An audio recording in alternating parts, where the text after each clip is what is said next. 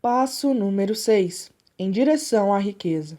Planejamento organizado. Apresentação ao segredo elétrico da mente superior. Você poderá encontrar o melhor campo de trabalho e tornar-se um líder, ganhando muito dinheiro num espaço de tempo assombrosamente curto. Você já aprendeu que tudo o que o homem cria ou adquire começa em forma de desejo, que o desejo é levado, na primeira parte de sua jornada, do abstrato para o concreto, a oficina da imaginação, onde se criam e organizam planos para a sua transição. No capítulo sobre o desejo, você recebeu instruções para dar 6 passos definidos e práticos, como seu primeiro movimento para traduzir o desejo em dinheiro, em seu equivalente monetário. Um desses passos é a formação de um plano ou planos definidos, através dos quais se possa processar a transformação. Agora receberá instruções para a feitura de planos práticos. Número 1. Alie-se a um grupo de tantas pessoas quanto possa precisar, para a criação e execução do seu plano ou planos de acumulação de dinheiro, fazendo uso do princípio da mente superior descrito num capítulo posterior. A aceitação dessa norma é absolutamente essencial. Não a negligencie. Número 2. Antes de formar a aliança da mente superior, pense nas vantagens e benefícios que você possa oferecer aos membros do grupo em troca de cooperação deles. Ninguém trabalhará indefinidamente sem alguma compensação. Nenhuma pessoa inteligente irá pedir ou esperar que outra trabalhe sem compensação adequada, embora isso nem sempre seja na forma de dinheiro. Número 3. Procure encontrar-se com os membros do seu grupo de mente superior, pelo menos 2 vezes por semana e, se possível, com mais frequência até que tenham aperfeiçoado conjuntamente o plano ou planos necessários para a acumulação de dinheiro. Número 4. Mantenha a harmonia perfeita entre você e todos os membros do grupo de mente superior. Se você não seguir essas instruções à risca, pode esperar o fracasso. O princípio da mente superior nada pode conseguir onde não existir harmonia perfeita. Tenha esses fatos em mente. Número 1. Você está envolvido numa empresa da maior importância para você. Para ter certeza de sucesso, deve ter planos impecáveis. Número 2. Você deve ter as vantagens da experiência, instrução, capacidade natural e imaginação de outras mentes. Isso está em harmonia com os métodos seguidos por todos os que acumularam grandes fortunas. Nenhum indivíduo tem suficiente experiência, instrução, capacidade natural e conhecimentos para assegurar a acumulação de grande fortuna sem a cooperação de outras pessoas. Todo plano adotado no esforço de acumular riqueza deve ser criação conjunta sua e a de todos os membros do seu grupo de mente superior. Você pode originar seus próprios planos no todo ou em parte, mas faça com que sejam verificados e aprovados pelos membros da sua aliança da mente superior. A derrota o torna mais forte. Se o primeiro plano que adotar não obtiver sucesso, substitua-o por um novo. Se esse também falhar, substitua-o novamente com outro, e assim por diante, até encontrar um plano que dê certo. Este é o ponto em que a maioria das pessoas fracassa, por falta de persistência em criar planos novos que tomem o lugar dos que falharam. O mais inteligente dos homens vivos não pode ter sucesso em acumular dinheiro ou em qualquer outra empresa sem planos práticos que funcionem. Fique com isso na cabeça e lembre-se, se os planos falharem, que a derrota temporária não é fracasso permanente. Pode significar apenas que seus planos foram inadequados. Faça outros, comece tudo outra vez. Derrota temporária só deve significar uma coisa: a certeza de que há algo de errado em seus planos. Milhões de homens atravessam a vida na maior pobreza e infelicidade, por não terem um plano sensato para acumular fortuna. Sua realização não pode ser maior que a sensatez de seus planos. Nenhum homem é derrotado enquanto não desiste em sua própria mente. James Hill foi temporariamente derrotado quando tentou pela primeira vez levantar o capital necessário à construção da estrada de ferro de leste a oeste, mas ele também transformou a derrota em vitória, através de novos planos. Henry Ford teve uma derrota temporária. não só no começo de sua carreira automobilística, mas também depois de já estar bem alto no caminho do sucesso. Criou novos planos e foi marchando em frente para a vitória financeira. Vemos muitos homens que acumularam grandes fortunas, mas muitas vezes reconhecemos apenas seus triunfos sem perceber as derrotas temporárias que tiveram de superar antes de chegarem até lá. Nenhum seguidor dessa filosofia pode esperar racionalmente acumular uma fortuna, sem passar pela experiência da derrota temporária. Quando a derrota chega, aceite-a como sinal de que seus planos não servem. Reconstrua-os e veleje novamente em direção ao cobiçado objetivo. Se você desistir antes de alcançar o objetivo, você é um fujão. Um fujão nunca vence e um vencedor nunca foge. Separe essa sentença, escreva num pedaço de papel em letras bem grandes e coloque-a onde possa vê-las todas as noites, antes de dormir e todas as manhãs antes de ir trabalhar. Quando começar a selecionar membros para o seu grupo de mente superior, procure escolher aqueles que não tomam as derrotas a sério. Há os que acreditam totalmente que só o dinheiro pode fazer dinheiro. Isso não é verdade. O desejo transmudado em seu equivalente monetário através dos princípios aqui assentados, é o instrumento pelo qual se faz dinheiro. O dinheiro em si nada mais é que matéria inerte. Não pode se mover, pensar, falar, mas pode ouvir quando alguém que o deseja chama por eles. Você pode vender serviços e ideias. Planejamento inteligente é essencial para o sucesso em qualquer empresa destinada a acumular riquezas. Instruções pormenorizadas serão aqui encontradas para os que têm de começar a acumulação de riquezas vendendo serviços pessoais. Deve ser animador saber que praticamente todas as grandes fortunas começaram em forma de compensação por serviços pessoais ou da venda de ideias. O que mais, exceto ideias e serviços pessoais, teria a pessoa sem posses para oferecer em troca de riquezas? Onde a liderança começa? Genericamente falando, há dois tipos de pessoas no mundo. Um deles é conhecido como dos líderes, o outro dos seguidores. Resolva no início se você pretende tornar-se líder em sua profissão ou permanecer um seguidor. É grande diferença em compensações. O seguidor não pode, com razão, esperar as compensações a quem o líder tem direito, embora muitos seguidores cometam o erro de esperar tal recompensa. Não é nenhuma desgraça ser um seguidor. Por outro lado, também não é um mérito. Muitos dos grandes líderes começaram como seguidores. Tornaram-se grandes líderes porque eram seguidores inteligentes.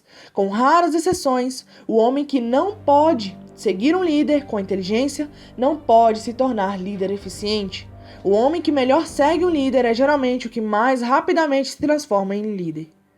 Um seguidor inteligente tem muitas vantagens, entre elas a oportunidade de adquirir conhecimentos com seu líder. 11 segredos da liderança. Os fatores seguintes são importantes na liderança. Número 1. Coragem inabalável. Baseie-se no conhecimento de si mesmo e da própria ocupação. Nenhum seguidor deseja ser dominado por um líder que não tem autoconfiança e coragem. Nenhum seguidor inteligente será dominado por muito tempo por tal líder. Número 2. Autocontrole. O homem que não pode controlar a si mesmo não poderá nunca controlar os outros. O autocontrole estabelece um poderoso exemplo para os seguidores, que será imitado pelos seguidores mais inteligentes. Número 3. Agudo senso de justiça. Sem o senso de justiça e equidade, nenhum líder pode obter e manter o respeito de seus seguidores. Número 4. Decisão definida. O homem que hesita em suas decisões mostra que não se sente seguro de si. Não poderá liderar outros com sucesso. Número 5. Planos definidos. O líder bem-sucedido deve planejar seu trabalho e trabalhar seu plano. O líder que age por adivinhação sem planos práticos definidos é comparável ao navio sem leme. Cedo ou tarde acabará de encontro aos rochedos. Número 6. O hábito de fazer mais do que aquilo porque se foi pago. Uma das penalidades da liderança é a necessidade por parte do líder de querer fazer mais do que exige de seus seguidores. Número 7. Personalidade agradável. Nenhuma pessoa relaxada, descuidada pode tornar-se líder de sucesso. A liderança exige respeito. Os seguidores não respeitarão um líder que não tem as características de uma personalidade agradável. Número 8. Simpatia e compreensivo. O líder de sucesso deve ser simpático aos seguidores. Além disso, deve entendê-los e os seus problemas. Número 9. Domínio do pormenor. Liderança de sucesso exige domínio dos pormenores da posição de líder. Número 10. Disposição para assumir inteira responsabilidade. O líder de sucesso deve estar disposto a assumir a responsabilidade dos erros e fraquezas de seus seguidores. Se tentar se livrar dessa responsabilidade, não permanecerá o líder. Se um dos seus seguidores comete um erro e se mostra incompetente, o líder deve considerar que foi ele quem falhou. Número 11. Cooperação. O líder de sucesso deve compreender e aplicar o princípio do esforço cooperativo e ser capaz de induzir seus seguidores a fazer o mesmo. Liderança exige poder e poder exige cooperação. Há duas formas de liderança. A primeira, que é a mais eficiente, é a liderança por consentimento e com a simpatia dos seguidores. A segunda é a liderança pela força, sem o consentimento e a simpatia dos seguidores. A história está repleta de provas de que a liderança pela força não pode durar. A queda e desaparecimento de ditadores e reis é bem significativa. Revela que o povo não seguirá indefinidamente a liderança forçada. Napoleão, Mussolini, Hitler foram exemplos de liderança pela força. Sua liderança passou. Liderança por consentimento dos seguidores é o único tipo que pode durar. Os homens podem seguir, temporariamente, a liderança forçada, mas não o farão com boa vontade. O novo tipo de liderança abrangerá os 11 fatores de liderança descritos nesse capítulo, assim como alguns outros fatores. O homem que faz deles a base de sua liderança encontrará muitas oportunidades de liderar em qualquer fase da vida. Por que os líderes falham? Chegamos agora aos erros principais dos líderes que falham. É tão essencial saber o que não se deve fazer quanto saber o que deve fazer. Número 1. Inabilidade em organizar pormenores. Liderança eficiente exige a habilidade de organizar e dominar os pormenores. Nenhum líder verdadeiro pode estar ocupado demais para fazer algo que se lhe peça na sua capacidade de líder. Quando o homem, seja líder ou seguidor, admite que está ocupado demais para mudar os planos ou dar atenção a qualquer emergência, admite sua ineficiência. O líder de sucesso deve dominar todos os detalhes relativos à sua posição. Isso significa, é claro, que deve adquirir o hábito de relegar detalhes a auxiliares capazes. Número 2. Má vontade em fazer serviços humildes. Líderes verdadeiramente grandes estão dispostos, se a ocasião o exige, a fazer qualquer tipo de trabalho, que pediriam a outros para executar. Os maiores dentre vós serão os servos de todos. É a verdade que todos os líderes capazes observam e respeitam. Número 3. Expectativa de pagamento pelo que sabem em vez de o que fazem com o que sabem. O mundo não paga os homens pelo que sabem, paga-os pelo que fazem ou induzem outros a fazer. Número 4. Medo da competição dos seguidores. O líder que teme que um de seus seguidores possa tomar-lhe o lugar está praticamente fadado a concretizar o temor, cedo ou tarde. O líder capaz treina subtítulos aos quais possa delegar, quando quiser, qualquer dos pormenores de seu cargo. Somente dessa maneira pode o líder multiplicar-se e preparar-se para estar em vários lugares, dando atenção a muitas coisas ao mesmo tempo. É verdade eterna que os homens recebem maior pagamento por sua capacidade de fazer outros agirem, do que poderiam ganhar, possivelmente, por seu esforço próprio. Um líder eficiente pode, pelo conhecimento que tem de seu cargo e pelo magnetismo de sua personalidade, aumentar enormemente a eficiência dos outros, induzindo-os a prestar mais serviços e melhores serviços do que poderiam prestar sem seu auxílio. Número 5. Falta de imaginação. Sem imaginação, o líder é capaz de enfrentar emergências e de criar planos para orientar eficientemente seus seguidores. Número 6. Egoísmo.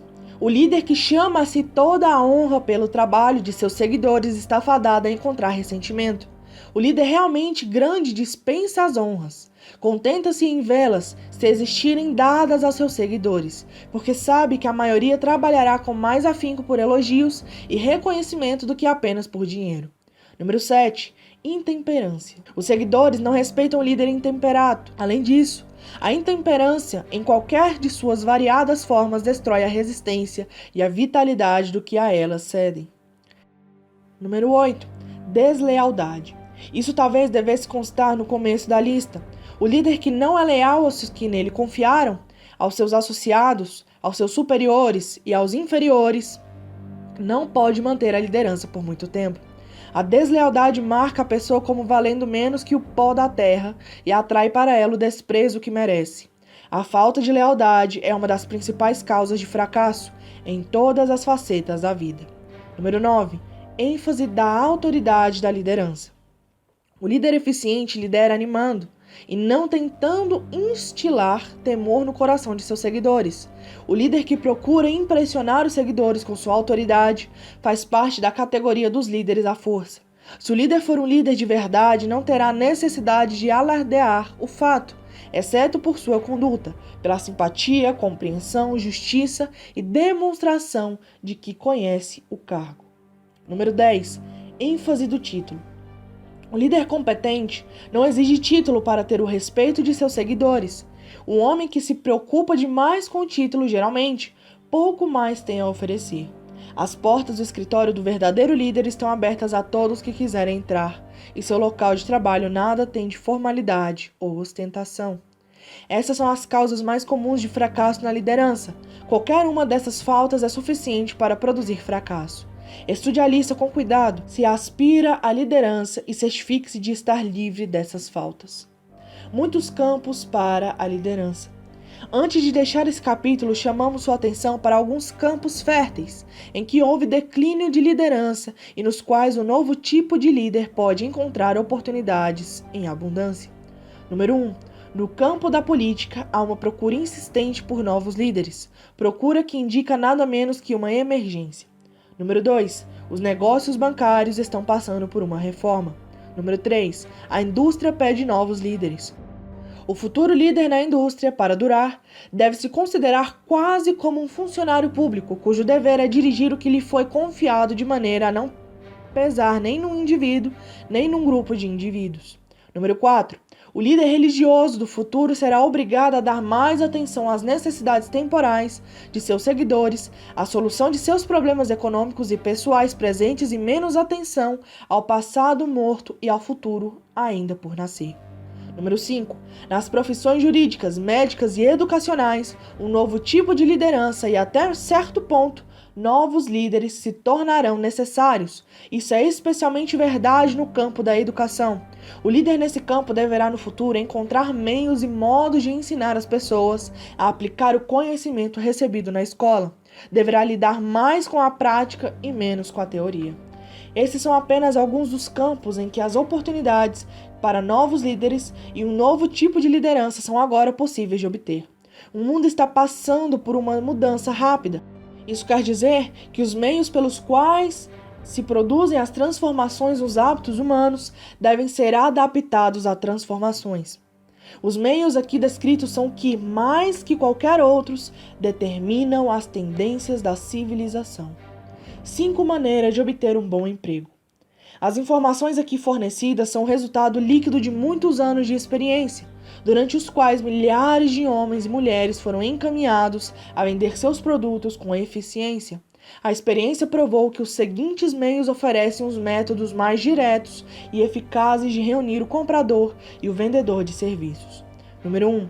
Escritórios de colocações.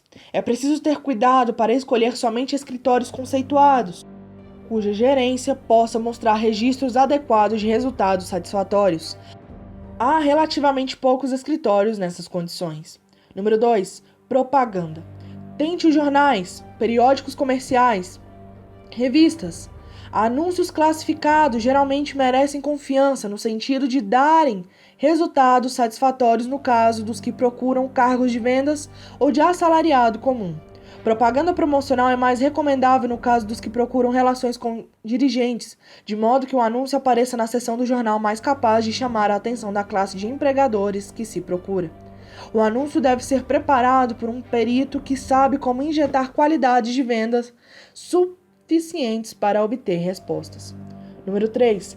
Cartas pessoais de solicitação. Essas devem ser dirigidas a determinadas firmas ou indivíduos mais necessitados dos serviços oferecidos. As cartas devem ser sempre bem datilografadas e assinadas à mão. Com a carta deverá ser enviado um dossiê ou um sumário das aptidões do candidato. Tanto a carta de solicitação como o dossiê sobre as experiências e aptidões deverão ser preparados por especialistas. Vejam as instruções referentes aos dados que devem ser fornecidos. Número 4. Solicitação através de conhecimentos pessoais. Se possível, o candidato deve tentar uma aproximação com os empregadores em perspectiva, através de amigos comuns.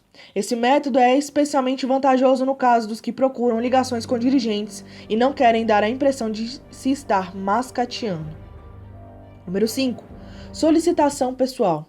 Em alguns casos, pode ter mais efeito o candidato oferecer os serviços pessoalmente aos empregadores em perspectiva. Nesses casos, deve ser apresentada por escrito uma lista dos requisitos para o cargo, uma vez que futuros empregadores desejam, muitas vezes, discutir as fichas apresentadas com os sócios. Como preparar um sumário ou dossiê? Esse sumário deve ser preparado com o mesmo cuidado com que o advogado prepara a petição de um caso a ser julgado no tribunal. A não ser que o candidato tenha experiência no preparo dos sumários, deve ser consultado um perito e seus serviços requisitados para tal propósito. Comerciantes de sucesso empregam homens e mulheres que compreendem a arte e a psicologia da propaganda para apresentar os méritos do seu produto. Quem tiver serviço pessoal a oferecer deve fazer o mesmo. Os dados seguintes devem aparecer no sumário. Número 1. Educação. Declare em poucas linhas, mas com segurança, a instrução que teve e quais as matérias em que se especializou na escola, dando as razões da especialização. Número 2. Experiência. Se você teve alguma experiência em cargos similares que procura, descreva-as, declarando nomes e endereços dos empregadores anteriores. Assegure-se de estar salientando qualquer experiência especial que possa ter tido e que o capacitaria a ocupar o cargo que deseja. Número 3. Referências. Todas as firmas comerciais praticamente desejam saber tudo sobre os resultados anteriores, antecedentes, etc., dos empregadores em perspectiva, que procuram cargos de responsabilidade. Acrescente ao sumário breves fotocópias de cartas de A. Empregadores anteriores. B. Antigos professores. C. Pessoas proeminentes cujo julgamento mereça confiança. Número 4. Uma fotografia. Coloque junto ao sumário uma fotografia sua, referente e não enquadrada. Número 5. Candidate-se a um cargo específico. Evite solicitar um cargo sem descrever exatamente o cargo determinado que deseja. Nunca solicite apenas um cargo. Isso indicaria falta de aptidões especializadas. Número 6. Declare suas aptidões para o cargo. Dê todos os pormenores quanto à razão que acredita capacitá-lo para o cargo que procura. Esse é o pormenor mais importante da sua solicitação. Determinam mais do que qualquer outra coisa a consideração que irá receber. Número 7. Ofereça-se para um período de prova. Isso pode parecer uma sugestão radical, mas a experiência demonstrou que raramente falha para conquistar ao menos uma tentativa. Se estiver certo de suas aptidões, uma prova é tudo o que precisa. Além disso, a oferta indica que você tem confiança em sua capacidade de ocupar o cargo que procura. É muito convincente. Deixe bem claro que sua oferta se baseia em A. Sua confiança na capacidade que tem de ocupar o cargo. B. Sua confiança na resolução do empregador em perspectiva de empregá-lo após um período de prova. C. Sua determinação de conquistar o cargo. Número 8. Conhecimento dos negócios de seu empregador em perspectiva. Antes de candidatar-se ao emprego, pesquise bastante a respeito do tipo de negócios, para familiarizar-se com eles e indicar, no sumário, o conhecimento adquirido nesse campo. Isso impressionará bem, pois mostrará que você tem imaginação e interesse real no cargo que deseja. Lembre-se de que não é o advogado que melhor conhece as leis, mas o que melhor prepara o caso que vence. Se seu caso for bem preparado e apresentado, a vitória será mais do que metade ganha logo no início. Não tenha medo de se estender demais no dossiê. Os empregadores têm o mesmo interesse em adquirir os serviços de candidatos capazes do que você em conseguir o emprego. Na verdade, o sucesso de muitos empregadores de êxito é geralmente devido à sua habilidade de escolher representantes capazes. Eles querem todos os dados possíveis. Lembre-se de mais uma coisa: capricho no preparo do dossiê mostrará ser você pessoa esmerada. Tive oportunidade de ajudar no preparo de dossiês de clientes que eram tão notáveis e fora do comum, que resultaram no emprego do candidato sem entrevista pessoal. Ao completar o dossiê, mande encaderná-lo com capricho e escreva à mão ou à máquina o seguinte: Dossiê das aptidões, de Robert Smith, candidato ao cargo de secretário particular do presidente da Blank Company. Mude os nomes cada vez que mostrar o dossiê. Esse toque pessoal chama a atenção com toda certeza. Mande datilografar ou imprimir o dossiê no papel mais fino que puder obter, encadernado em papel pesado, próprio para isso, mudando a capa e o nome da firma a ser inserido, se for mostrá-lo a mais de uma companhia. Sua fotografia deve ser colocada a uma das páginas do dossiê. Siga essas instruções ao pé da letra, melhorando-as sempre que sua imaginação sugerir. Vendedores de êxito vestem-se com esmero.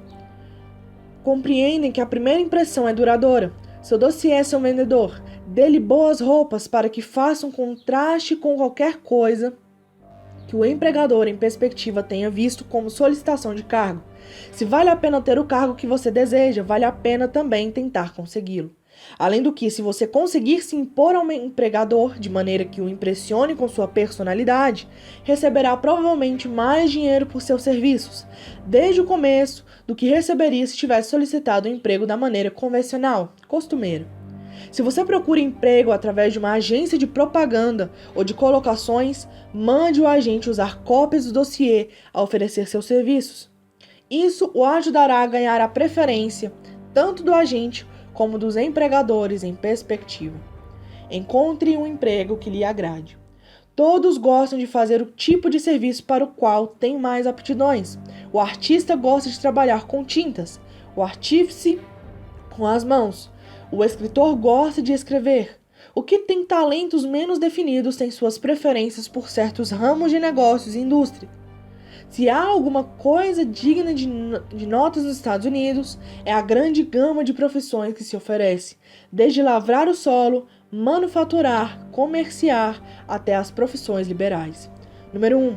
Resolva exatamente o tipo de emprego que deseja. Se o emprego ainda não existe, talvez você possa criá-lo. Número 2. Escolha a companhia ou o indivíduo para o qual deseja trabalhar. Número 3. Estude um empregador em perspectiva quanto à política pessoal e oportunidades de progresso. Número 4. Pela autoanálise de seus talentos e capacidades. Pense no que você pode oferecer e planeje meios e modos de dar vantagens, serviços, incrementos e ideias que você acredita poder transmitir com êxito. Número 5. Esqueça-se do emprego. Esqueça se há ou não uma vaga. Esqueça o costumeiro ritual do "tem um emprego para mim?". Concentre-se no que você pode dar. Número 6. Uma vez feito o plano, contrate um escritor experiente para o redigir de maneira caprichada e com todos os pormenores. Número 7. Apresente-o à pessoa certa, de autoridade, que fará o resto. Todas as firmas procuram homens que possam oferecer algo de valor, sejam ideias, serviços ou reações. Todas as companhias têm lugar para o homem que tem um plano de ação definido, vantajoso para a firma. Essa linha de conduta pode tornar alguns dias ou semanas de tempo extraordinário, mas a diferença em pagamento, em progresso e em conquista de reconhecimento economizar-lhe-á anos de trabalho árduo, com salário modesto. Tem muitas vantagens, a principal sendo que economizará de 1 a 5 anos de tempo para alcançar o objetivo almejado. Toda pessoa que começa ou penetra no meio da escada que sobe o fará por planejamento deliberado e cuidadoso. O público é seu negócio. Homens e mulheres que oferecem seus serviços para melhores proveitos no futuro devem reconhecer a transformação que teve lugar com referências às relações entre empregador e empregado. As futuras relações entre empregadores e empregados serão como uma sociedade consistente de 1. Empregador, 2. Empregado, 3. O público a quem serve. Essa nova maneira de oferecer os serviços pessoais é chamada de nova, por muitas razões. Em primeiro lugar, Tanto o empregador como o empregado do futuro serão considerados empregados colegas, cuja tarefa será servir o público, com eficiência. No passado, empregadores e empregados negociavam entre si, procurando tirar o máximo um dos outros, sem considerar que, em última análise, estavam prejudicando o terceiro interessado, o público que serviam. Cortesia e serviço são as palavras-chave do comércio de hoje, aplicando-se à pessoa que negocia serviços pessoais ainda mais diretamente que ao empregador a quem ela serve. Em última análise, tanto o empregador como o empregado são empregados pelo público que servem. Se não servirem bem, pagam com a perda do privilégio de servir. Todos nós nos lembramos do tempo em que o homem que lia o medidor de gás batia na porta com força suficiente para quebrá-la. Quando se lhe abria a porta, entrava sem ser convidado, com uma carranca que parecia dizer claramente: "Por que me fizeram esperar?" Tudo isso mudou agora. O homem que lê o relógio de gás comporta-se como um cavalheiro que está encantado de servi-lo. Antes que as companhias de gás percebessem que seus empregados carrancudos estavam acumulando responsabilidades impossíveis de eliminar, os educados vendedores de fogões a óleo apareceram, fazendo um negócio da China. Durante a Depressão, passei vários meses na região carbonífera de Antracina, na Pensilvânia, estudando problemas que quase destruíram a indústria do carvão. Empregadores e empregados procuravam explorar uns aos outros, acrescentando o custo das negociações ao preço do carvão, até descobrirem que tinham criado um comércio magnífico para os fabricantes de utilidades domésticas à base de óleo e para os produtores de óleo bruto. Esses exemplos servem para chamar a atenção dos que têm serviços pessoais a oferecer, para mostrar que estamos onde estamos por causa de nossa própria conduta. Se existe um princípio de causa e efeito que controla os negócios, as finanças e o transporte, o mesmo princípio controla indivíduos e lhes determina o status econômico. Valorize-se de 3 maneiras. As causas do sucesso em oferecer serviços com eficiência e de modo permanente foram claramente descritas. A não ser que tais causas sejam estudadas, analisadas, entendidas e aplicadas, ninguém pode negociar seus serviços de modo eficaz e permanente. Cada um deve ser vendedor em causa própria no que se refere a serviços pessoais. A qualidade e quantidade de serviços prestados e o espírito em que são prestados determinam, em grande parte, o valor e a duração do emprego. Para negociar serviços pessoais com eficiência, o que significa um mercado permanente, por um preço satisfatório, sob condições agradáveis, deve-se adotar e seguir a fórmula QQE, que significa qualidade, mais o espírito adequado de cooperação são iguais à vendagem perfeita de serviço. Lembre-se da fórmula QQE, mas faça mais que isso, aplique-a como hábito.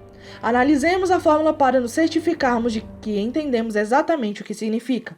Número 1. Qualidade. Qualidade do serviço deve ser interpretada significando a execução de cada pormenor ligado ao seu cargo, da maneira mais eficiente possível, sempre com o objetivo de conseguir maior eficiência. Número 2. Quantidade. Quantidade do serviço deve ser entendida como sendo o hábito de prestar todo o serviço de que você é capaz em todas as ocasiões, com o propósito de aumentar a quantidade de serviço prestado, à medida que se desenvolve maior habilidade, através da prática e da experiência. Novamente, se dá ênfase à palavra hábito. Número 3. Espírito. Espírito do serviço deve ser interpretado como sendo o hábito de conduta agradável e harmoniosa, que induzirá a cooperação dos sócios e colegas. A adequação de quantidade e qualidade de serviço não é suficiente para manter um mercado permanente para seus serviços. A conduta ou o espírito com que presta o serviço é fator determinante forte, tanto relativamente ao pagamento que você recebe como à duração do emprego. Andrew Carnegie frisou esse ponto mais que os outros, com relação à descrição dos fatores que levam ao sucesso, a negociar serviços pessoais. Salientou inúmeras vezes a necessidade de uma conduta harmoniosa. Assentou que jamais reteria qualquer homem, por maior a quantidade ou por mais eficiente a qualidade de seu trabalho, a não ser que trabalhasse no espírito de harmonia. Insistia em que os homens tinham de ser agradáveis, para provar que dava alto valor a essa qualidade. Ajudou homens que se ajustaram aos seus padrões a tornarem-se extremamente ricos. Os que não se ajustaram tiveram de ceder lugar a outros. A importância de uma personalidade agradável é acentuada por ser fator que possibilita prestar serviços dentro do espírito certo, Se alguém tem uma personalidade que agrada e presta serviço num espírito de harmonia, essas qualidades muitas vezes compensam deficiências, tanto na qualidade quanto na quantidade dos serviços prestados. Contudo, nada pode substituir uma conduta agradável. Você é do tipo dá cá ou toma lá.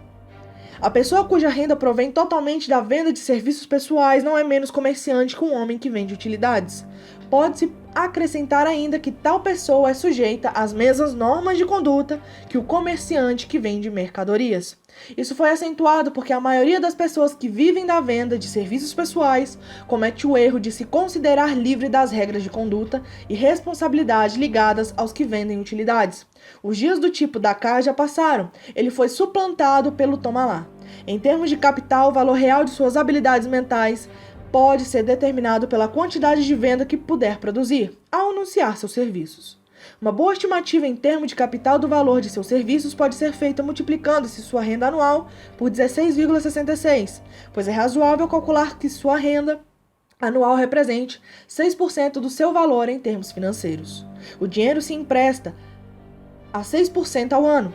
Ele não vale mais do que as habilidades mentais ou inteligência. Frequentemente, ele vale bem menos. Capacidades mentais competentes, se negociadas com eficiência, representam uma forma de capital muito mais desejável que a que se exige para levar adiante sua negociação comercial com commodities, porque as capacidades mentais são uma forma de capital que não pode ser depreciada de forma permanentemente por meio de crises ou depressões e que tampouco pode ser roubada ou perdida. Além disso, o dinheiro que é essencial à negociação comercial é tão sem valor quanto um monte de areia, até que ele seja negociado a habilidades mentais eficientes. 31 modos de falhar. A maior tragédia da vida consiste em homens e mulheres que tentam seriamente e falham. A tragédia está na maioria avassaladora de gente que falha, comparada aos poucos que vencem. Tive o privilégio de analisar vários milhares de homens e mulheres, 98% dos quais foram classificados como fracassados. Minha análise demonstrou que há 31 razões principais para o fracasso e 13 princípios importantes para os quais as pessoas acumulam fortunas. Nesse capítulo serão apresentadas as descrições das 31 razões principais do fracasso. Ao percorrer a lista, examine-se com auxílio dessa, por ponto a ponto, com o propósito de descobrir quantas dessas causas de fracasso estão entre você e o sucesso. Número 1. Carga hereditária desfavorável. Há muito pouco a fazer, se é que há algo, por pessoas nascidas com deficiência de inteligência. A filosofia dessa obra oferece apenas um método de superar tal fraqueza, que é pelo auxílio da mente superior. Observe, porém, que esse é, no entanto, o único dos 31 casos de fracasso que não pode ser facilmente corrigido por qualquer indivíduo. Número 2. Falta de um propósito bem definido na vida. Não há esperança de sucesso para a pessoa que não tem um propósito central ou objetivo definido para perseguir. 98 entre 100 dos que analisei não tinham tal objetivo. Talvez essa fosse a principal causa de seu fracasso. Número 3. Falta de ambição de aspirar acima da mediocridade.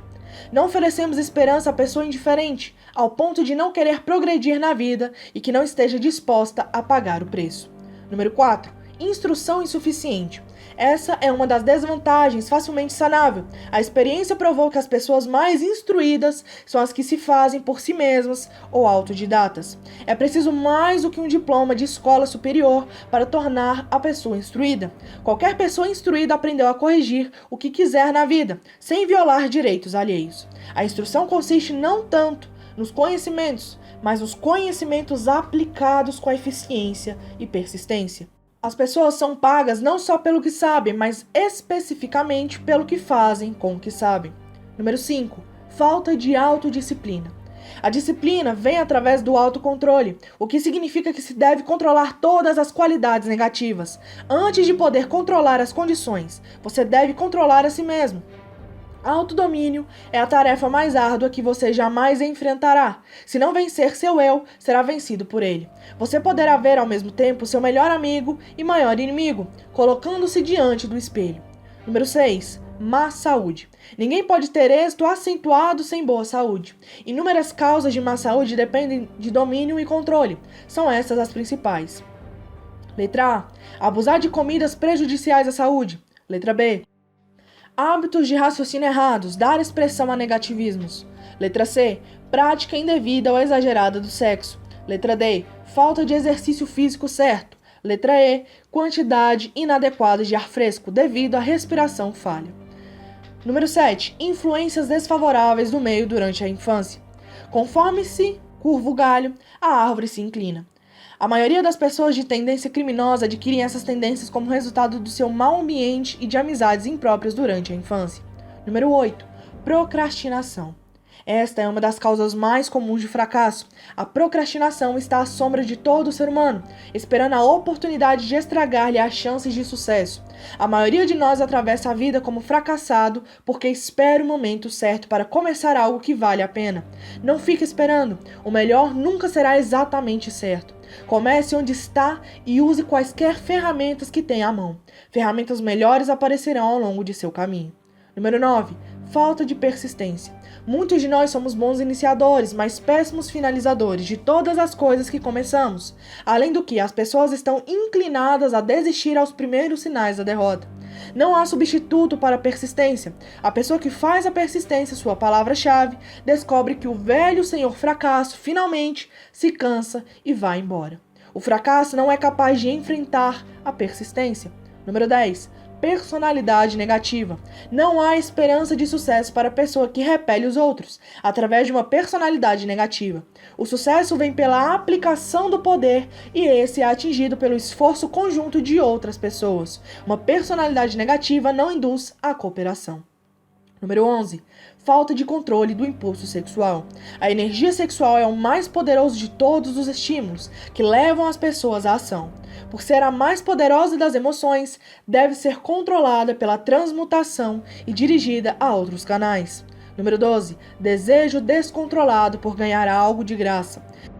O instinto de jogador leva milhões de pessoas ao fracasso. Provas disso podem ser encontradas no estudo do colapso de Wall Street, em 1929, quando milhões de pessoas tentaram ganhar dinheiro jogando na bolsa. Número 13. Falta de poder de decisão definido. Homens bem-sucedidos chegam às decisões com rapidez, e se for o caso, as mudam muito lentamente. Homens que fracassam chegam às decisões, se é que chegam, muito lentamente e mudam-nas com rapidez e frequência. Indecisão e procrastinação são irmãs gêmeas. Onde uma se encontra, geralmente, se pode achar a outra. Destrua esse par antes que ele o prenda à roda de moer do fracasso. Número 14. Um ou mais dos 6 temores básicos. Esses temores foram analisados para você nos capítulos seguintes. Devem ser dominados antes de você poder oferecer seus serviços com eficiência. Número 15. Escolha errada do cônjuge. Essa é uma das causas mais comuns do fracasso. O casamento põe as pessoas em um contato íntimo.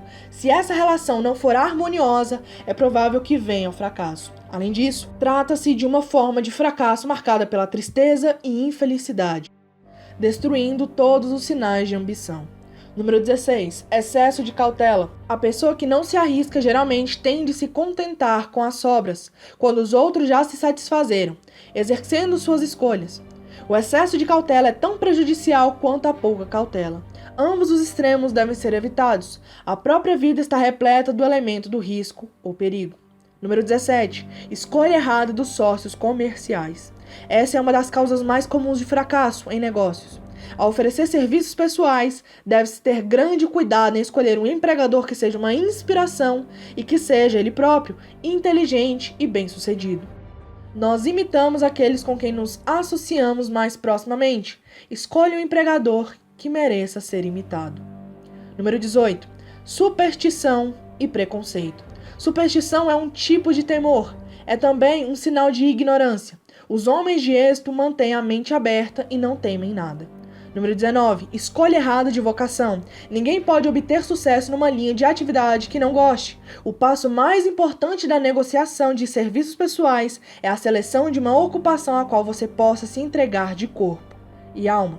Número 20. Falta de concentração de esforço. Um pau para toda obra raramente é bom em alguma coisa. Concentre seus esforços em um objetivo definido, principal. 21. O hábito dos gastos indiscriminados. O mão aberta não pode ter sucesso, principalmente porque está sempre apavorado com a pobreza. Forme o hábito da economia sistemática, guardando uma porcentagem definida da sua renda. Dinheiro no banco proporciona uma base segura de coragem ao negociar a venda de seus serviços pessoais. Sem dinheiro, é preciso aceitar o que é oferecido e ficar contente de obtê-lo. Número 22. Falta de entusiasmo. Seu entusiasmo não se pode ser convincente. Além disso, o entusiasmo é contagiante e a pessoa que o tem sob seu domínio é geralmente bem-vinda em qualquer grupo de pessoas. Número 23. Intolerância. Quem tiver mentalidade estreita raramente progride. A intolerância significa que se parou de adquirir conhecimentos. As formas mais danosas de intolerância são as que se relacionam com diferenças de opinião religiosa, racial e política. Número 24. Intemperância. As formas mais prejudiciais de intemperância relacionam-se com atividades gastronômicas, alcoólicas e sexuais. Abusar de qualquer delas é fatal ao sucesso. Número 25. Inabilidade de cooperar com outros. Mais gente perde os cargos e grandes oportunidades na vida por essa falta, que por todas as outras razões combinadas. É uma falha que nenhum homem de negócios ou líder bem informado irá tolerar. Número 26. Posse de poder não adquirido por esforço próprio. Filhos e filhas de gente rica e os que herdam dinheiro ganham por outrem. O poder nas mãos de quem não o adquiriu gradualmente é, não raro, fatal ao sucesso. Riqueza rápida demais é mais perigosa que a pobreza. Número 27. Desonestidade intencional. Não há substituto para a honestidade. Pode-se ser temporariamente desonesto, por força das circunstâncias sobre as quais não se tem controle, sem dano permanente. Mas não há esperança para a pessoa desonesta por livre escolha. Mais cedo ou mais tarde, suas ações a apanham e ela pagará com a perda da reputação e talvez até da liberdade. Número 28. Egoísmo e vaidade. Essas qualidades são verdadeiras luzes vermelhas que avisam aos outros que se afastem. São fatais ao sucesso. Número 29. Adivinhar em vez de pensar. A maioria das pessoas é indiferente ou preguiçosa demais para reunir fatos com os quais raciocine com exatidão. Preferem agir baseadas em opiniões criadas por adivinhação ou julgamentos instantâneos. Número 30. Falta de capital. Essa é uma causa comum de fracasso entre os que começam em negócios pela primeira vez sem reserva suficiente de capital para absorver o choque de seus erros e aguentá-los até que estabeleçam sua reputação. Número 31. Outras causas de fracasso. Inclua aqui qualquer outra causa principal de um fracasso que você tenha sofrido e que não tenha sido incluída na presente lista. Nessas 31 causas principais de fracasso, encontra-se a descrição da tragédia da vida, que acontece a praticamente todos os que tentam e falham. Será que é grande utilidade se você puder pedir a alguém que o conheça bem para percorrer essa lista com você, ajudando-o a analisar através das 31 causas do fracasso? Será benéfico se o tentar sozinho. A maioria das pessoas não pode se ver como outras a veem. Você pode ser uma delas. Como é que você se anuncia? O mais antigo dos conselhos é: homem, conhece a ti mesmo. Se você quiser negociar mercadorias com sucesso, deve conhecer a essas mercadorias. O mesmo se aplica à negociação de serviços pessoais. Você deve conhecer todas as suas fraquezas pessoais, para que possa superá-las ou eliminá-las completamente. Você deve conhecer seus pontos fortes, de modo que possa chamar a atenção para eles, quando estiver oferecendo seus serviços. Só é possível conhecer-se através de uma análise precisa. A loucura da ignorância em relação a si mesmo foi exibida por um jovem que solicitou um cargo ao gerente de afamada companhia. Causou ótima impressão, até que o gerente lhe perguntou que salário esperava. Respondeu que não tinha soma fixa em mente. Falta de objetivo definido. O gerente então replicou: pagar-lhe-emos o que vale, depois de uma semana de experiência. Não aceitarei isso, disse o solicitante, porque estou ganhando mais do que isso, onde estou empregado atualmente. Antes mesmo de começar a negociar um reajustamento de salário em seu cargo presente ou de procurar emprego em outra parte, esteja seguro de que vale mais do que recebe atualmente. Uma coisa é querer dinheiro, todos querem mais, mas é bem diferente valer mais. Muita gente confunde suas necessidades com o que lhes é justamente devido. Suas exigências ou necessidades financeiras nada têm a ver com seu valor. Esse é estabelecido inteiramente por sua capacidade de prestar serviços úteis ou por sua capacidade de induzir outros a prestá-los. Você progrediu no ano passado? A autoanálise anual é importante na negociação eficaz de serviços pessoais, como é o balanço anual no comércio. Além disso, a análise anual deve revelar diminuição nas falhas e aumento nas virtudes. Na vida, vai-se para diante, fica-se parado ou se retrocede. É claro que o objetivo deve ser o de progredir. A autoanálise anual revelará se houve progresso e, se houve, quanto. Revelará também algum retrocesso que porventura tenha ocorrido. A negociação eficiente de serviços pessoais exige que se avance, mesmo que o progresso seja lento. A autoanálise anual deve ser feita no fim de cada ano, de modo que você possa incluir nas resoluções do ano novo os progressos que a análise indica deverem ser feitos. Faça esse balanço fazendo-se as perguntas que estão a seguir e examinando as respostas com o auxílio de alguém que não permita que você se iluda quanto à exatidão das respostas. 28 perguntas muito pessoais. Número 1. Alcancei o objetivo que estabeleci a mim mesmo esse ano? Você deve ter um objetivo anual definido, a ser atingido como parte do seu objetivo principal na vida. Número 2. Prestei serviço da melhor qualidade que fui capaz ou poderia ter melhorado uma parte desse serviço? Número 3. Prestei a melhor quantidade de serviço de que fui capaz? Número 4. O espírito de minha conduta foi harmonioso e cooperativo o tempo todo? Número 5. Permiti ao hábito da procrastinação que diminuísse minha eficiência? E, se assim, até que ponto? Número 6. Melhorei minha personalidade? E, se assim, de que maneira? Número 7. Fui persistente em seguir meus planos até completá-los? Número 8. Tomei decisões com rapidez e de caráter definido em todas as ocasiões? Número 9. Permiti que um ou mais dos 6 temores básicos diminuísse minha eficiência? Número 10.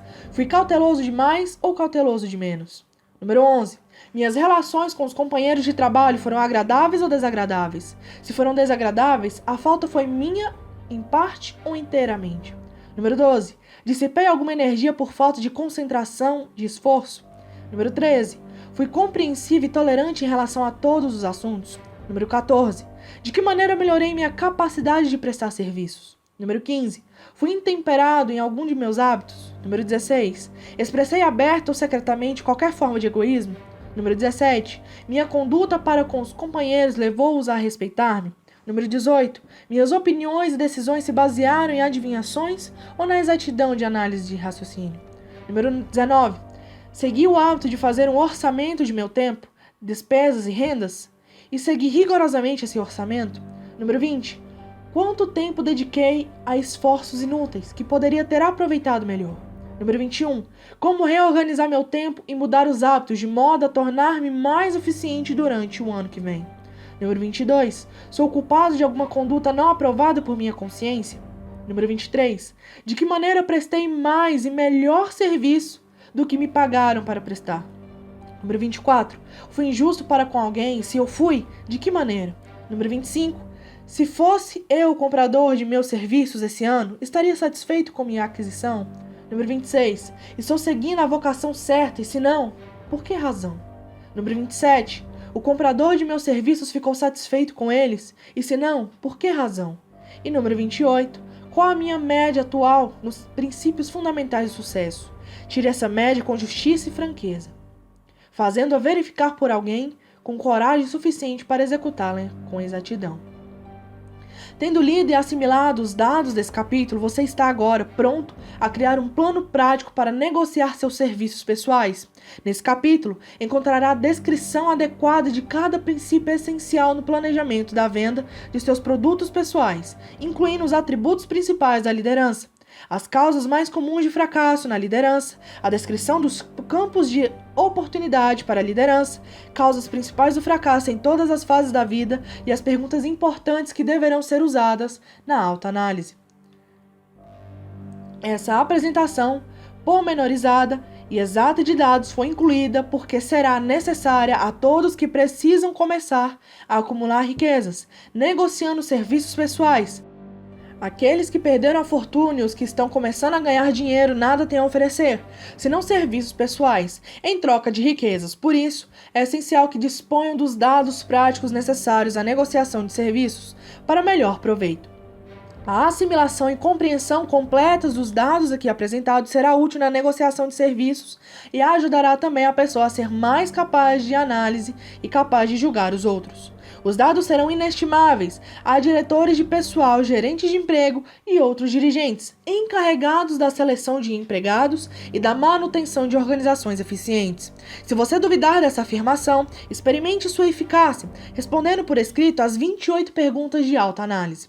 Suas vastas oportunidades de acumular riquezas.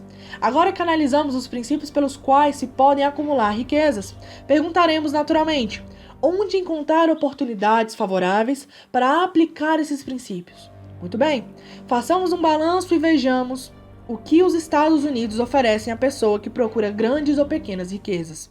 Para começar, lembremos-nos, todos nós, de que vivemos num país em que todo cidadão cumpridor da lei goza de liberdade de pensamento e liberdade de ação, sem paralelo no mundo inteiro.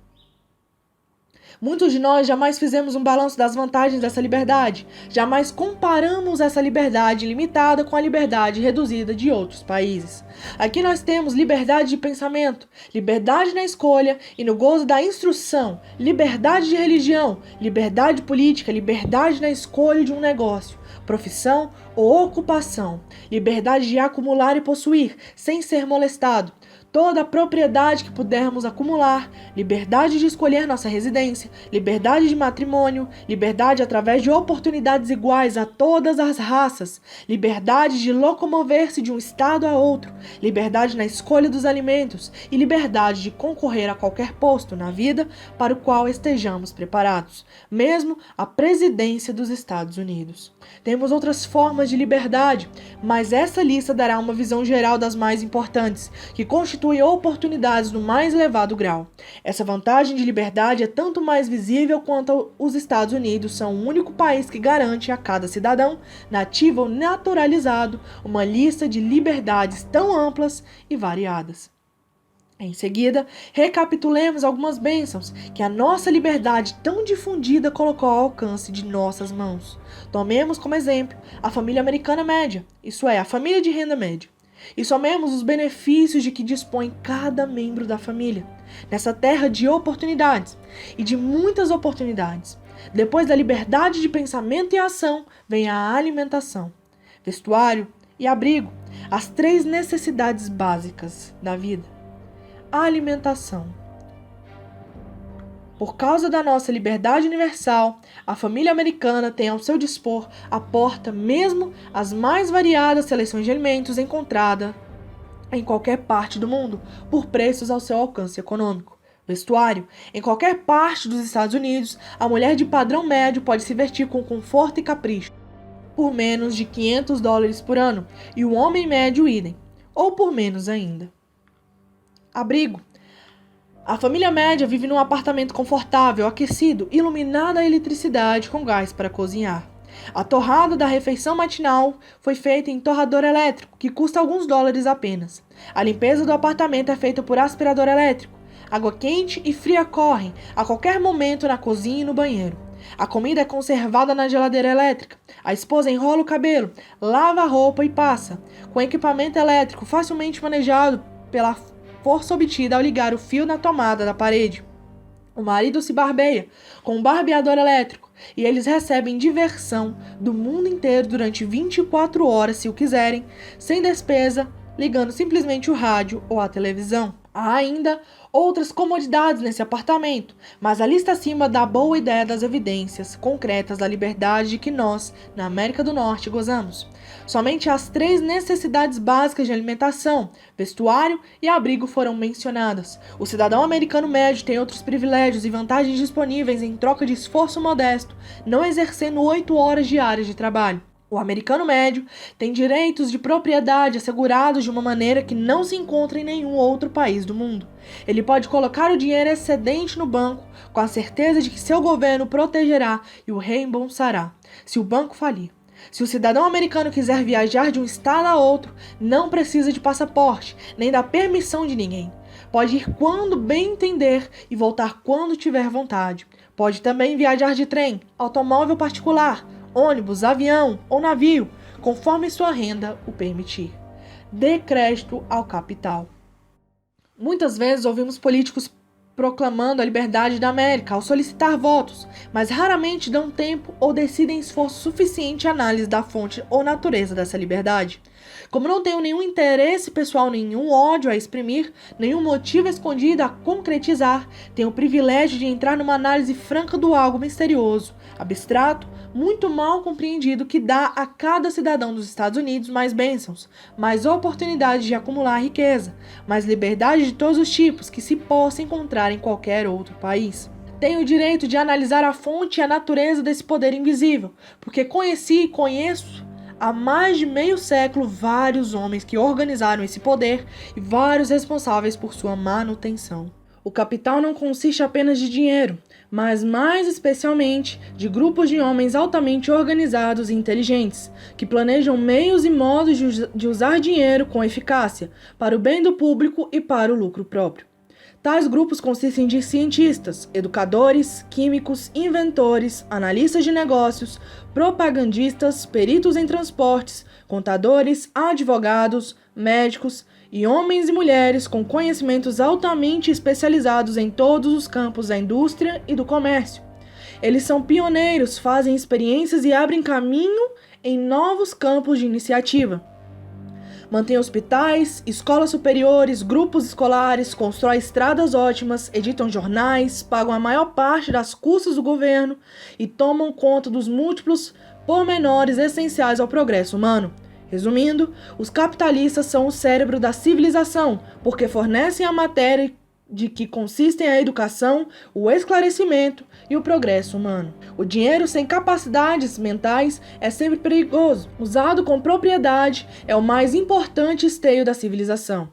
O simples café da manhã, que foi aqui descrito, não poderia ter sido entregue às famílias a um custo módico, ou mesmo a qualquer outro custo, se o capital organizado não tivesse fornecido o maquinário, os navios, as estradas de ferro e o vasto contingente de homens treinados para operá-los.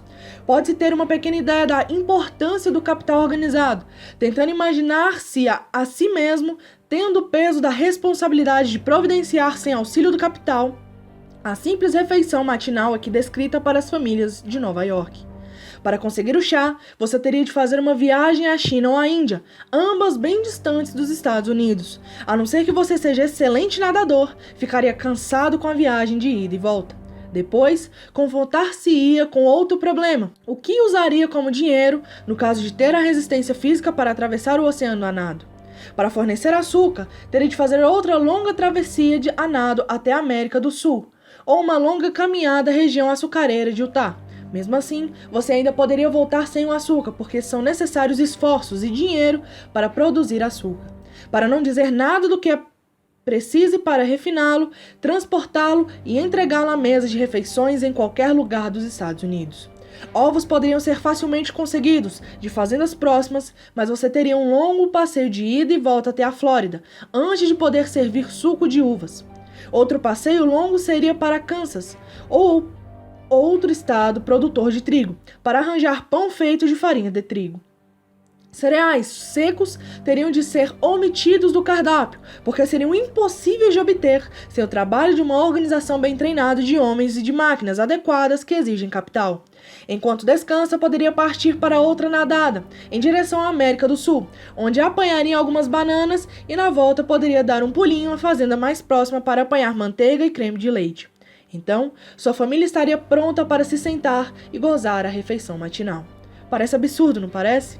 Bem, o procedimento descrito seria o único modo possível de arranjar esses alimentos simples, se não tivéssemos um sistema capitalista. A civilização se constrói sobre o capital. A quantidade de dinheiro exigida para a construção e manutenção de estradas de ferro e navios, usados para a entrega daquela simples refeição matinal, é tão imensa que surpreende a imaginação. Alcança um montante de centenas de milhares de dólares, sem mencionar os exercícios de empregados treinados exigidos para operar trens e navios. Transporte é apenas uma parte das exigências da civilização moderna, na América capitalista. Antes que qualquer coisa possa ser transportada, algo deve ser plantado no solo, ou manufaturado e preparado para o mercado. Isso requer mais milhões de dólares em equipamento, maquinaria, embalagem, encaixotamento, venda e salários de milhões de homens e mulheres. Navios e estradas de ferro não brotam do solo, nem funcionam automaticamente. Eles surgem em resposta aos reclamos da civilização, por meio do trabalho, engenho e capacidade organizadora de homens que têm imaginação, fé, entusiasmo, decisão e persistência. São homens conhecidos como capitalistas, são motivados pelo desejo de construir, alcançar, prestar serviços úteis, ganhar lucros e acumular riquezas. E porque prestam serviços sem os quais não existiria civilização, colocam-se no caminho das grandes riquezas. Apenas para manter essa descrição simples e compreensível, acrescentarei que esses capitalistas são os mesmos homens que muitos de nós, ouvimos oradores de praça pública falar mal. São os mesmos homens a quem os radicais, os negociantes escusos, os políticos desonestos e os líderes trabalhistas venais se referem como interesses predatórios ou Wall Street. Não estou tentando fazer uma petição a favor ou contra qualquer grupo de homens ou sistema econômico. Não estou tentando condenar a defesa coletiva dos direitos trabalhistas quando me refiro aos líderes sindicais desonestos. Nem estou querendo dar carta branca a todos os indivíduos conhecidos como capitalistas. O propósito deste livro, propósito ao qual lealmente dediquei mais de meio século, é mostrar a todos que desejam tal conhecimento a mais confiável filosofia para os indivíduos acumularem riquezas, em quaisquer quantidades que desejem. Analisei aqui as vantagens econômicas do sistema capitalista, com um duplo propósito de mostrar que, número 1, todos os que procuram riquezas devem reconhecer e adaptar-se ao sistema que governa todos os meios de aproximação às fortunas, grandes ou pequenas. Número 2. Apresentar o outro lado do quadro que tem sido mostrado por políticos e demagogos que deliberadamente encobrem aspectos das questões que eles apresentam ao se referirem ao capital organizado como algo pernicioso. Estamos num país capitalista. Ele foi desenvolvido pelo uso do capital, e nós que nos arrogamos o direito de participar das bênçãos da liberdade, da oportunidade, nós que procuramos acumular riquezas aqui, devemos saber que nem riquezas, nem oportunidades seriam possíveis se o capital organizado não tivesse fornecido esses benefícios. Só existe um método confiável para acumular e possuir legalmente riquezas, e esse é prestar serviços úteis. Nenhum sistema foi jamais criado por meio do qual os homens possam adquirir riquezas, legalmente, por mera força de números ou sem dar em troca um valor equivalente de uma forma ou de outra. Há abundância em toda parte, oportunidade em toda parte. Nos Estados Unidos, há toda a liberdade e toda a oportunidade de acumular riquezas, que qualquer pessoa honesta possa desejar. Quando se vai à caça, escolhe-se os lugares em que há muitos animais para caçar. Ao se procurar riquezas, vale naturalmente a mesma regra. Se você procura riquezas, não se esqueça das possibilidades de um país cujos cidadãos são tão ricos que as mulheres gastam anualmente milhões de dólares em batom, rouge e outros cosméticos. Se é dinheiro que você procura, considere com atenção um país que gasta milhões de dólares anualmente em cigarros. Não se apresse demais em afastar-se de um país cujo povo, voluntariamente, mesmo com avidez, gaste milhões de dólares por ano em futebol, beisebol e lutas de boxe. Lembre-se também que isso é apenas o começo das fontes disponíveis para a acumulação de riqueza. Apenas alguns luxos e gêneros não essenciais foram mencionados. O negócio de produção, transporte e venda desses produtos fornece emprego regular a muitos milhões de homens e mulheres, que recebem por seus serviços muitos milhões de dólares mensais, gastando-os livremente, tanto em luxos como em gêneros necessários. Lembre-se especialmente que por trás de toda essa troca de mercadorias e serviços pessoais podem ser encontradas vastas oportunidades de acumular riquezas. A liberdade americana vem, nesse ponto, em nosso auxílio. Nada existe para detê-lo, ou a quem quer que seja, ao lançar-se ao esforço necessário à realização desses objetivos. Quem tiver talento, instrução ou experiências superiores pode acumular riquezas em grande escala. Os menos afortunados podem acumular pequenas quantidades. Todos podem ganhar a vida em troca de pequena quantidade de serviços. Portanto, eis aqui a questão. A oportunidade espalhou seus produtos diante de você. Tome sua decisão. Vá em frente. Escolha o que quer, crie um plano, ponha-o em ação e prossiga com persistência. A América capitalista fará o restante. Você pode confiar nisso. A América capitalista assegura a cada pessoa a oportunidade de prestar serviços úteis e reunir riquezas em proporção ao valor do serviço. O sistema não nega a ninguém esse direito, mas não promete, nem pode, dar algo de graça, porque o sistema em si É irrevogavelmente controlado pelas leis econômicas, que não reconhecem nem toleram por muito tempo receber sem dar. Pontos a fixar. 4 princípios dinâmicos orientam-no na formação do grupo de mente superior, que expande grandemente seu poder de ganhar dinheiro. Você pode escolher pessoas que o inspirem, que compartilhem de seu poder mental, que reflitam e aumentem sua grande fé. Explore os 11 segredos da liderança bem-sucedida, as 10 razões pelas quais os que procuram seus líderes fracassam. Eleve-se bem acima de qualquer influência negativa. Examine os 6 campos para a nova liderança e as 5 maneiras de conseguir um bom emprego em qualquer campo desejado. Escreva um resumo ou dossiê de acordo com o plano aqui fornecido e as portas se lhe abrirão. Empregadores irão convidá-lo a ocupar cargos importantes e bem pagos. A prosperidade americana se baseia no capital, não muito diferente em princípio do capital que você traz dentro de si. O sucesso não exige explicações, o fracasso não permite álibis.